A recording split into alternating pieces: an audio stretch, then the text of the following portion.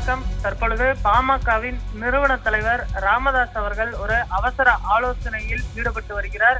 இன்று காலை அவர் செய்தியாளர்களை சந்திக்கும் பொழுது பாமகவின் இளைஞரணி தலைவராக முகுந்தன் பரசுராமன் அவர்கள் தொடருவார் என்ற கேள்வியானது முன்வைக்கப்பட்டது. அவர் ஏற்கனவே தொடருவார் என்ற குழப்பங்களுக்கு நான் முற்றுப்புள்ளி வைத்துவிட்டேன், இது தொடர்பாக இனிமேல் கேட்க வேண்டாம் என்றும் தெளிவுபடுத்தியிருந்தார். அதே போன்று பொதுக்குழுவிலேயே பாமகவின் இளைஞரணி தலைவர் முகுந்தன் பரசுராமன் என்பதனை நான் தெளிவாக விளக்கி கூறிவிட்டேன். இது தொடர்பாக இனிமேல் கேள்வி எழுப்புவதற்கு எந்த ஒரு வாய்ப்பும் இல்லை என்றும் அவர் தெளிவுபடுத்தியிருந்தார். இந்த சூழ்நிலையில் அன்புமணி ராமதாஸ் அவர்கள் நேற்றைய தினம் புத்தாண்டு தினமான நேற்று பனையூரில் இருக்கக்கூடிய அவரது புதிய கட்சி அலுவலகத்தில் ஒரு அவசர ஆலோசனை கூட்டத்தை நேற்று 11 மாவட்ட செயலாளர்களை கூட்டி நடத்தியிருந்தார். தற்பொழுது ராமதாஸ் மற்றும் அன்புமணி ராமதாஸ் இடையேயான இந்த பனிப்போர் என்பது தற்பொழுது பூதாகரமாக வெடித்திருக்கிறது. ஏனென்று சொன்னால் கடந்த ஒரு புத்தாண்டிற்கு முதல் பார்த்தோமெனால் இருவரும் சமாதானம் ஆகிவிட்டதாக சொல்லப்பட்டது. அதாவது 30ஆம் தேதி சந்தித்து பேசும்போது இருவரும் சமாதானம் ஆகிவிட்டனர், கட்சியில் எந்த ஒரு சலசலப்பும் இல்லை, இது எங்களுடைய உட்கட்சி பிரச்சனை, பொதுக்குழுவில் நடைபெற்ற விவரங்கள் குறித்தோ அல்லது விவாதங்கள் குறித்தோ ஊடகங்கள் பேசுவது வேண்டாம், இதை பெரிதுபடுத்த வேண்டாம் என சொல்லியிருந்தார்கள்.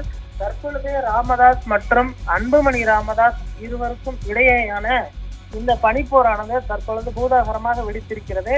ஏனென்று சொன்னால் ராமதாஸ் அவர்களுக்கு தெரியாமல் அன்புமணி ராமதாஸ் நேற்று அவர் கட்சியில் 11 மாவட்ட செயலாளர்களை கூட்டி ஆலோசனை நடத்திய விவகாரம் ராமதாஸ் காதுகளுக்கு எட்டியவுடன் இன்று காலை ஒரு அவசர செய்தியாளர் சந்திப்பை அவர் நடத்தியிருந்தார். இதில் ஊடகங்களின் பல்வேறு கேள்விகளுக்கும் அவர் முற்றுப்புள்ளி வைத்திருக்கிறார். பாமகவின் இளைஞரணி தலைவர் முகுந்தன் பரசுராமன் தான், இதில் எந்த ஒரு மாற்று கருத்தும் இல்லை, இது குறித்து விவாதிக்க வேண்டாம் என்றும் தெளிவுபடுத்தியிருந்தார். இந்த சூழ்நிலையில் தற்பொழுது ராமதாஸ் அவர்கள் ஒரு அவசர ஆலோசனையை மேற்கொண்டு வருகிறார். கட்சியின் ஏற்கனவே பார்த்தோமெனால் பாமக தலைவராக இருந்தவர் ஜி.கே. மணி, அவரை தான் நீக்கிவிட்டுத்தான் அந்த பொறுப்பிற்கு பாமக இளைஞரணி தலைவராக இருந்த அன்புமணி ராமதாஸ் அவர்களுக்கு தலைவர் பொறுப்பு வழங்கப்பட்டது.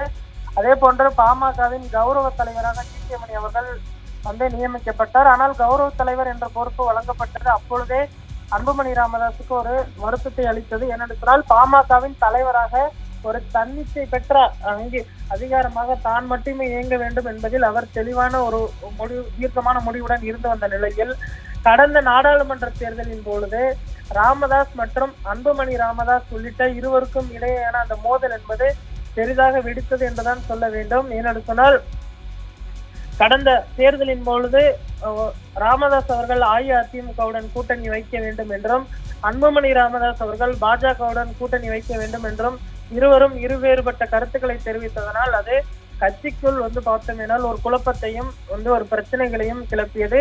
கடைசி நேரத்தில் பாஜகவுடன் கூட்டணி அமைத்து பாமக போட்டியிட்டது. ஆனால் எதிர்பார்த்த அளவில் எந்த இடத்திலும் வெற்றியை பெற முடியவில்லை. தர்மபுரியில் மட்டும் சௌமியா அன்புமணி ஒரு கடும் போட்டி அளித்தார். ஆனால் அங்கு திமுக வேட்பாளர் மணி அவர்கள் வெற்றி பெற்றது குறிப்பிடத்தக்கது. தற்பொழுதும் மீண்டும் ஒரு கட்சியில் பிரச்சனை எழுந்திருக்கிறது, அதை விரைவில் சரி செய்ய வேண்டும் என முடிவுக்கு வந்திருக்கின்றனர். தற்பொழுது பாமகவில் ஏற்பட்டிருக்கக்கூடிய இந்த குழப்பங்களை பாமக மூத்த தலைவர்கள், அதாவது ஜி.கே. மணி சட்டமன்ற குழு தலைவர், பாமக வழக்கறிஞர் பிரிவு தலைவர் பாலு, அதே போன்று கவிஞர் திலகபாமா, அன்பழகன் தலைமை நிலைய செயலாளர் அன்பழகன் உள்ளிட்ட தலைவர்களை மிகுந்த வருத்தத்திற்கு உள்ளாக்கி இருக்கிறது. இந்த பனிப்போர் எப்பொழுது முடிவுக்கு வரும், பாமக மீண்டும் பழையபடி எப்பொழுது வரும் என்ற கேள்வி எழுந்திருக்கிறது. தற்பொழுது பாமகவில் ஏற்பட்டு இருக்கக்கூடிய இந்த சலசலப்புகளுக்கு அன்புமணி ராமதாஸ் விரைவில் முற்றுப்புள்ளி வைக்க வேண்டும், ஒரு இறக்கமான சூழ்நிலையில் இருக்க வேண்டும். ஏனென்று சொன்னால் கட்சியை துவங்கியது நான் தான் இந்த கட்சியை துவங்கினேன், இஷ்டம் இருந்தால் இருங்கள், இல்லை என்றால் கிளம்புங்கள் என பொதுக்குழுவில் ராமதாஸ் அவர்கள் அன்புமணி ராமதாஸை கட்சியின் மூத்த உறுப்பினர்கள் முன்னால் அவமானப்படுத்தியதை அன்புமணியால் இன்னும் ஜீரணிக்க முடியவில்லை. இதனால் அவர் மிகுந்த மன வருத்தத்தில் இருக்கிறார். இதனால் தான் நேற்றைய தினம் அவர் பொது மாவட்ட செயலாளர்களை கூட்டி ஆலோசனை நடத்தியிருக்கிறார். தற்பொழுது ராமதாஸ் அவர்களுடைய முடிவு என்ன, அடுத்த கட்டமாக அவர் என்ன முடிவை எடுக்க போகிறார் என்பதனை தற்பொழுது இவர் நடத்தி வரக்கூடிய இந்த ஆலோசனைக்கு பின்பு தெரிய வரும் என எதிர்பார்க்கப்படுகிறது.